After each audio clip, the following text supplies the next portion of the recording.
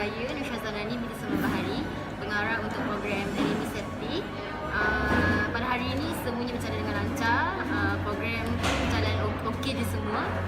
Lepas tu saya harap program Anime Safety ni akan diadakan untuk memberi pengetahuan kepada student-student lain pasal haiwan-haiwan berbahaya ni.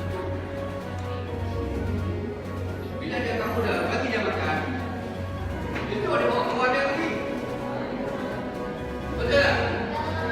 Awak tengok.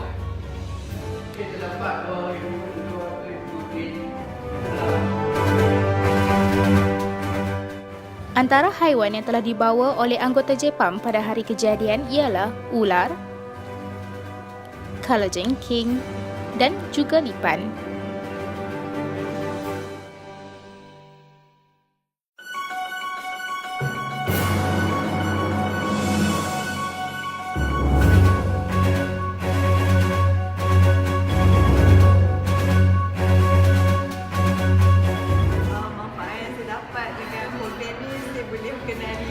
Pelbagai jenis haiwan berbahaya dan kategori dia sebab tak semua ular tu jenis berbisa dan tak berbisa macam tu.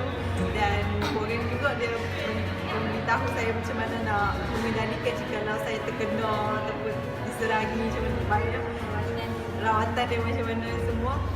Dan dia juga selain daripada ular, universiti program ni juga briefkan sedikit setiap pendatang yang mungkin terdapat dalam dia.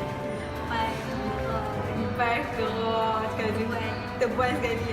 So, terdapat harapan saya harap program ni boleh dilakukan lagi sebab nanti untuk orang yang akan datang masuk ni sudah orang boleh tahu.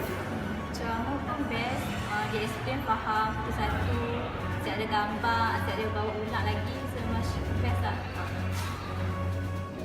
Kalau saya suka, saya tinggi, saya suka